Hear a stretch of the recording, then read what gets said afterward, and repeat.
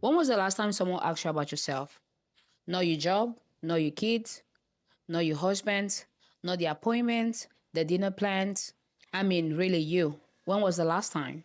Right? The last time someone asks about you, that version of yourself that was so excited about life, that version of yourself that had so many plans, dreams, goals, not the version of yourself with the sticky hands, with the wrinkled clothes, and the endless to do list.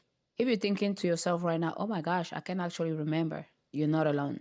This is a reminder that you're not broken, you are not failing, you are not too emotional, you are not too sensitive. Because how many times have we heard people tell us, oh my gosh, you're too sensitive, why are you so angry? But under all those excuses, under all those saying, there is a woman exhausted of not being able to spend time just for her because you are too tired.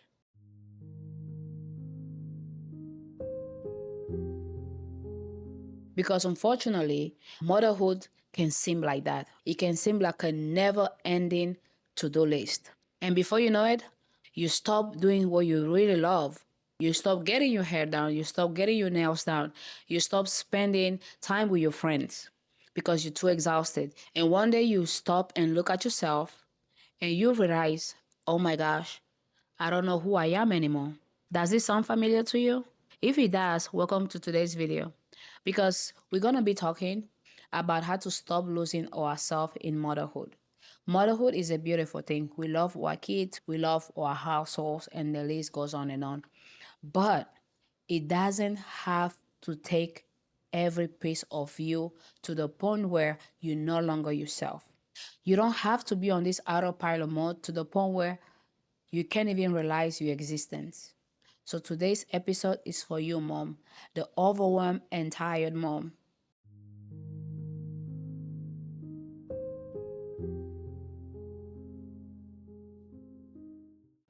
Now, before we move any further, let's start with the beginning. Why do we lose ourselves? It's not because you did motherhood wrong. It's actually because motherhood asks everything of you. And it barely gives you time to think about yourself, especially when it's your first time becoming a mother. It takes a lot to be able to master the ability to tackle everything at once. You're just a human being after all. From the diapers, from planning for the dinners, from the school activities, yourself as well as a woman, you have your needs. Your job requires you to be there 100% as well. So I don't want you to be harsh on yourself. The fact that you feel like you don't know who you are. That's a human thing, okay? Especially when we are not intentional about how we're spending our time. Because most of the time, you wake up and you're already behind, right? The amount of to-do lists you have to do that day, 24 hours is like, what is that? We need more than that. You move from one spot to the next, from one task to the next, like a chicken with no head, just to end up exhausted, overwhelmed, tired. And you know what's the part that kills everything the most? Instead of resting, on top of the fact that all day we've been running, doing errands, taking care of everybody else, now comes the night where we're supposed to stay and rest. Guess what we do? We take off our devices and we start scrolling. You guessed it right. And sometimes we do that not exactly because we're not tired, but why don't you go to bed even though you're exhausted?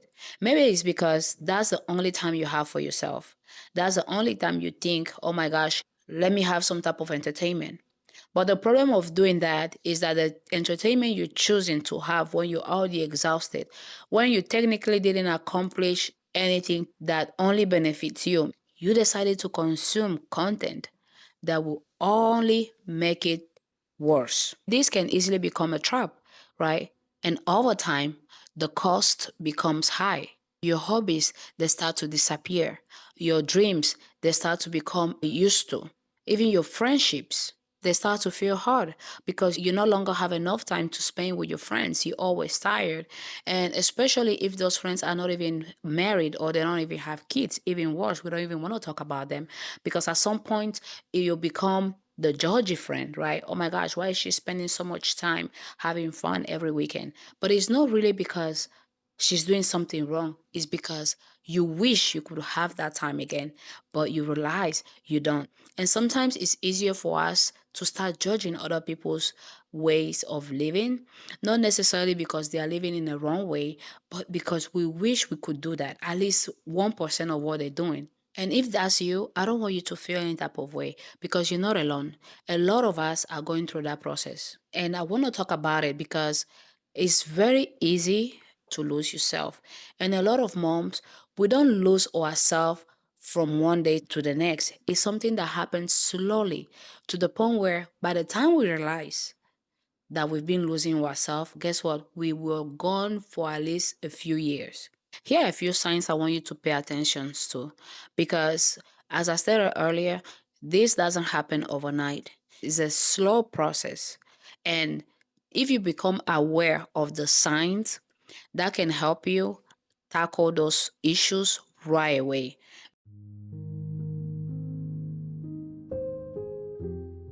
Because it's not just about losing ourselves in motherhood. It's also about the fact that we have grown this version of ourselves that has been living in a survival mode. Sometimes you can't even put a finger on it. You've done everything you were supposed to do that day. You took care of everybody's needs, but you feel restless. That restless is a sign you need to start acting on your current situation. Another sign could be you tend to get jealous when you see other women succeed. Let's say you're watching someone on social media starting a business or someone traveling the world. And instead of feeling happy for that person, you feel jealous. It's like something hurts inside you. And it's not necessarily because you hate the person. It's because deep down you wish you could start a business that has been on the back of your mind for the past 5 years. You wish you could go to the next city to at least enjoy a weekend. You see what I'm saying? And watching those people is a reminder of you that you too you have desires, right? You find yourself being extremely exhausted to always be the one that seems to have everything together. You're tired of feeling invisible. You're tired of being the strong one. You smile and you still do what needs to be done just to end up feeling empty at the end of the day. That's no weakness. That's a signal. And the biggest signals of all is when you can no longer tell what you used to love. Oh my gosh, that's a big one.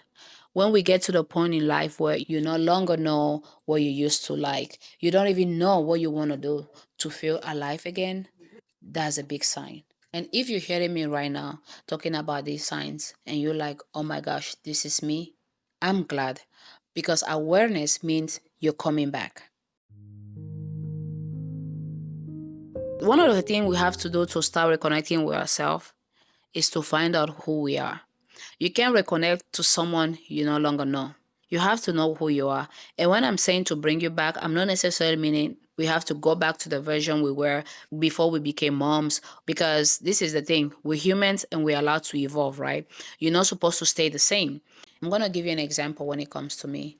I used to be someone that I will work out 6 days a week, literally. But I find myself not being able to commit to that anymore. And I'm not saying that if you have kids and responsibilities, you're not able to do that. But in my current situation, I wasn't able to tackle my workout the way I used to.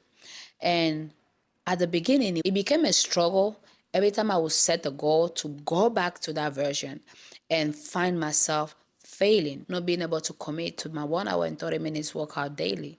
And instead, at the beginning, it was very hard for me because I became so frustrated that sometimes I felt like not doing it at all. But then I had to retreat and think like, okay, the version of myself I used to be that allowed me to work out 1 hour and a half every single morning at 4 a.m.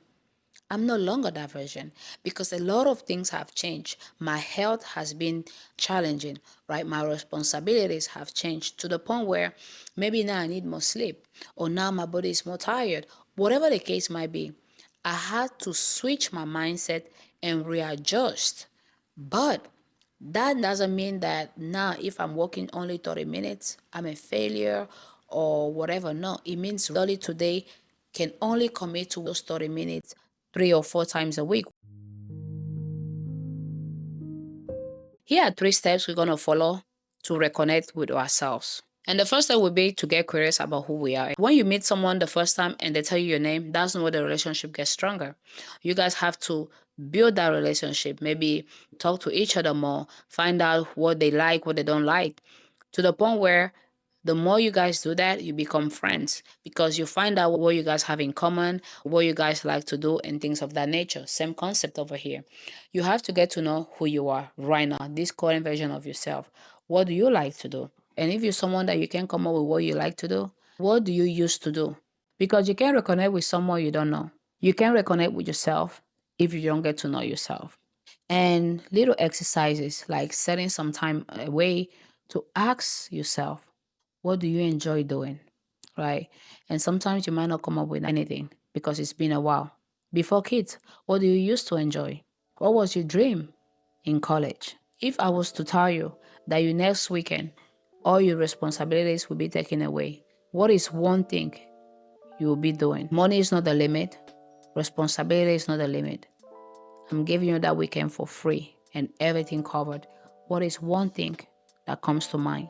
And once you have the answer, don't judge yourself for having that answer. Because sometimes we think that motherhood means being available 24/7 to our household, to our kids. That sometimes just the thought of, oh my gosh, I wish I can be in a beach right now just by myself, you kind of stop that thought because you think, oh my gosh, you're being selfish. You're not. You're just human. You have needs that needs to be addressed. Step 2, I don't know how you're going to do it, mom. You need to set a few minutes a day just for you. I know what you're thinking right now. Oh my gosh, what she's talking about. I don't have time. You do have time. And if you don't have time, make up that time. Reduce your time you use at night to scroll on your phone and dedicate that time to yourself to do something more powerful than just scrolling. Because here's the thing, if you don't learn how to protect your time, you're just going to keep shrinking. It's that simple. And I know our lives are so busy that sometimes it's very hard for us to find the time. Maybe you can find 10 to 15 minutes when you're dropping your kids from school and stay in your car. Maybe it's 15 minutes before you wake up. You have to find that time and treat it like a medicine. Not a hobby, but a medicine. And that time has to be a non-negotiable one. That time has to be the time you use to check with yourself, check with your mind, check with your mood, check with you, only you. That's not the time for you to use for the grocery list at home or for the kids' appointment. No, that time is specifically set for you, for your needs. Because I know for us moms, sometimes staying still, not doing anything is a hassle. The moment we find time to rest, we are quickly ready to tackle the next thing. And even if we're not doing it physically, it's a mentally load. It's right there in your mind that, oh my gosh, I need to do laundry, the this, the that. So give yourself permission to evolve. You've been this version of yourself for the longest. Your kids are so used to you being some type of way. Your husband is so used to you being some type of way. Your friends are so used to you being some type of way. Obviously, the moment you choose to change, they're going to realize that change. And it might not be the best thing for them. And that's okay. You're allowed to change the version of you you've been 5 years ago. You probably stay quiet to make everybody else feel comfortable. But by doing that, you've lost yourself. By doing that, you slowly been living as a guest in your own body, as a guest in your own house, as a guest in your own mind. And we're putting a stop to that. I know exactly what it means to lose yourself because your life has changed, your responsibilities has changed. In my personal case, I was raised to be ambitious and independent, to achieve goals, to prove myself that I don't need anybody's help, to always have a plan, go hard on your dreams, on your goals, etc. And don't get me wrong, that mindset made me strong, right? I can pinpoint points of my life where I was like, oh, thank God I was raised that way. But it also made me feel like I always have to be okay. I always have to look like I have it all figured out, okay? I always have to be the strongest one. And life happened, got married, got pregnant, and things started slowing. At the beginning of my pregnancy, I didn't see that as a blessing because I thought, oh my gosh, my life is about to change. All the plans I had for my life, all the dreams I had, they were no longer a priority because now I was about to become a mom. So what I'm trying to say here is that When life is about to happen to you, most of the time you're not prepared, right? And it's easy for you to start losing yourself. And obviously, as a new mom, you just want to protect your baby. What am I telling you this story? I'm telling you this story because I know what it is to lose yourself in motherhood. Because I slowly started losing myself. I slowly didn't see myself as me, besides someone's mom, besides someone's wife. And when it was time to go back to work, guess what? At work, nobody cared that you just had a baby. At work, you hear you're getting paid, you need to perform 100% like everybody else and still go home and perform 100% as a mom and perform 100% as a wife and the extra bonuses that life gives you on top of that. So it's easy to lose yourself. Until one day, I found myself being on this loop, waking up, take care of my household, take care of my kids, go to work, come back, cooking, cleaning, whatever, go back to work and on repeat. To the point where one day I woke up and I was like, who the heck are you again? I don't even recognize you. I had dreams, I had goals, and those ones, they faded on me. But I was like, enough is enough. I can be a good mom, I can be a good wife, and still go after what I want. Those things, they can coexist. I don't have to give up one for the other one to happen. Because if I'm happy with myself, if I'm connected with my emotions, I'm going to be a better wife and a better mom. But if, on the other hand, I'm sad, I'm lost, it's going to affect my relationship with my loved ones. The first thing I had to do is to have a clear understanding of who I no longer want to be. I didn't want to be the typical mom that just lives by being a mom and a wife. To me, that was not living. Two, I needed to make clear everyone around me was aware of what I was no longer allowing. If I need my 30 minutes every morning, those are mine. They needed to get in the new program. At the beginning, was it easy? No, because everybody has been used to the old version of Dolly. Obviously, it wasn't going to be easy. I had a lot of pushback. But are we in a better space now? Absolutely, yes. What am I saying? I'm saying beginnings can be rough. But, mom, you have to find ways to reconnect with yourself because you're allowed to live a life full of joy. You're allowed to be unique identity apart from being a mom or a wife. And here's what I want you to remember. You are not just a mom, you are not just a wife, you are not just an employee. You are a whole woman with dreams, with desires, with goals. Because the cost of you staying the same is losing yourself completely. And that, mom, is a no-no. So here's my question to you. Would you please let me know, what's the one thing you used to do that made you feel alive that you stopped doing? Would you please let me know in the comments?